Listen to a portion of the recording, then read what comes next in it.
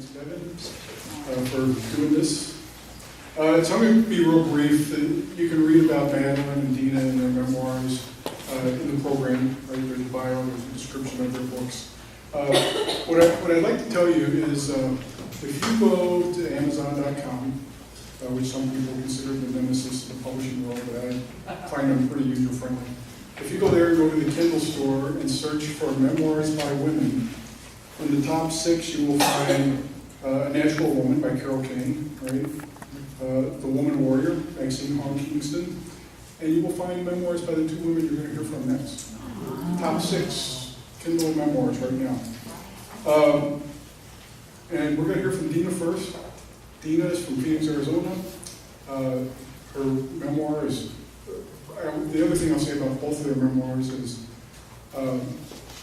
these are 2 strong women who will take, if you read their books, they'll take you to hell and back. And you'll be glad you didn't have to take the journey yourself, but you will know what it was like.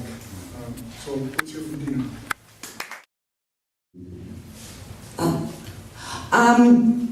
I do want to say, I've been a comic for 20 years. So the only way I've gotten through anything in my life is by laughing. So if you think something's funny, just go ahead and laugh. Don't get all uptight. All right. So anyway, my book is about mainly about my daughter Carly, who became a heroin addict at the age of 15.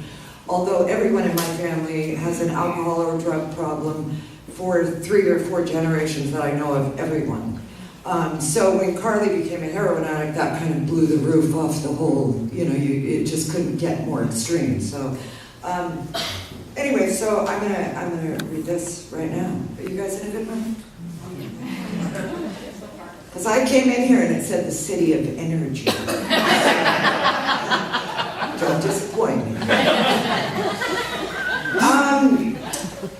Okay.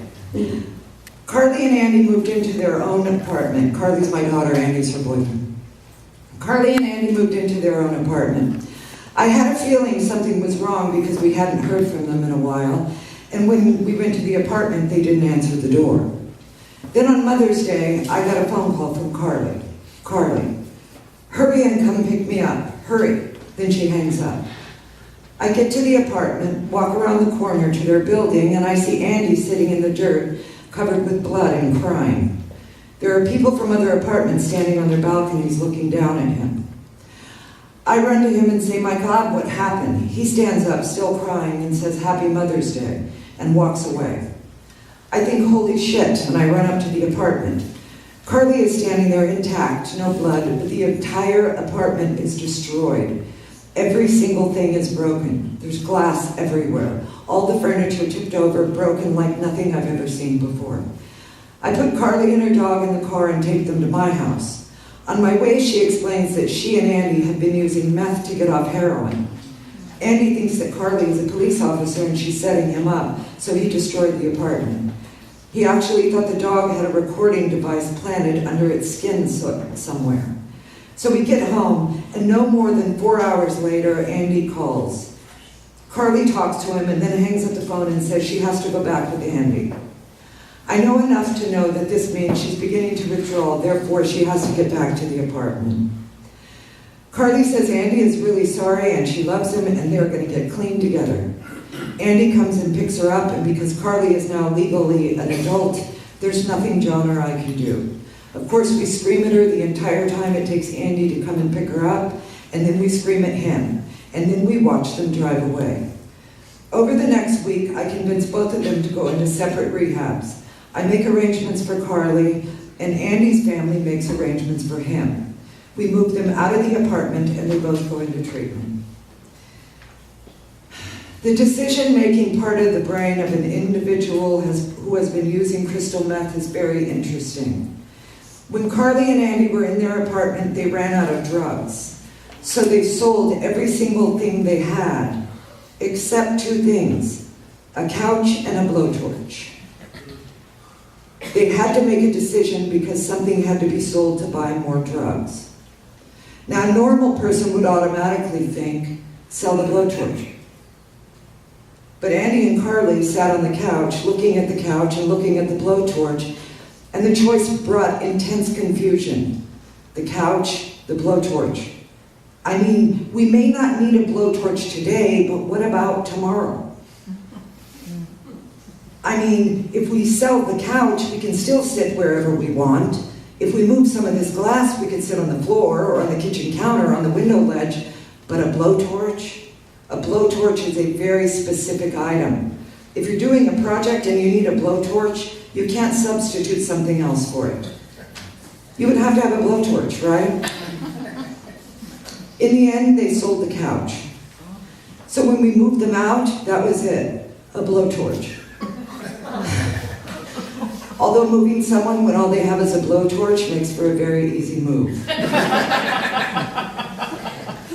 Carly went into a 3-month drug treatment facility in another city, and Andy went into a treatment center in town. We went to see Andy in treatment. He was, as they say, thriving in rehab. He really needed a job when he got out, but he had sold his car, so he didn't have a way to get to work. So John and I made a deal.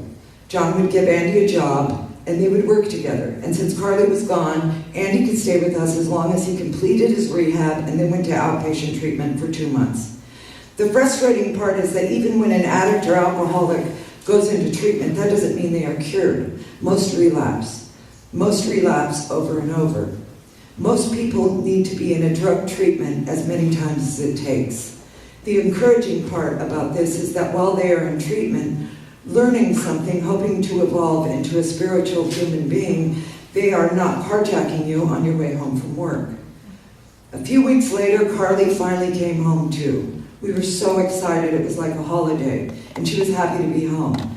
She walked in the house and hugged and kissed her dog, then went into her room and got in her bed and screamed, "My bed!" Andy was with her, and he had also been clean for 3 months. Andy and Carly were both clean and happy. She came home on Wednesday. By Friday morning, we had a problem. I'm unloading the dishwasher in the kitchen when Carly walks in. I look at her and see that she's grinding her teeth. I look back down at the dishes and think, no, not really. It just can't be. I look up and sure enough, she's high.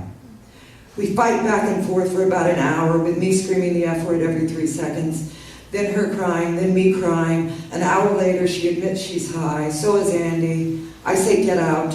John walks in not knowing what's even going on. I tell him they're both high and they're both leaving. Then John starts screaming. Then Jen walks in and she starts screaming. Then Carly and Andy pack a bag and leave walking.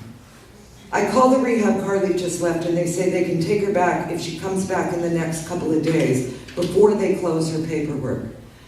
I tell Carly and say, you can come home when you're ready to go to rehab, but they're not just going to hold a bed, especially for you, until you're ready. You're not going to get high for weeks and expect that they will take you back. Carly says, I don't want to go back. I want to go to a halfway house. So I say, okay, I'll pick you up and we'll find a halfway house. Carly says, I won't go without Andy. I said, well, then sit there with Andy. Call me when you want to get clean. And I hung up. Days later, Carly called. She was high and hysterical. Andy was hysterical. I told her I needed to know where they were. She said she didn't know. Hours later, I found them in a crack apartment. If you took the map and pinpointed the asshole of Phoenix, this would be where this apartment was. I took both of them to the emergency room, hoping the hospital would relocate them to a detox. The doctor checked them over and released them, no detox. At that point, Carly had been home for a week, and she had been high on meth and heroin for 4 days. I called Andy's father and said, Carly and Andy are going to be released from the hospital, and Andy is about to be homeless. Andy's dad said he would come and pick him up. I took Carly home. She continued to argue with me about going into the rehab. We argued and argued. The next day I was exhausted. I laid down on my bed and said a prayer. I told God, I don't know what to do. I don't have any more strength. I don't have any more answers. 10 seconds later, I jumped off the bed, went into Carly's room and said, you have half an hour to pack your bag.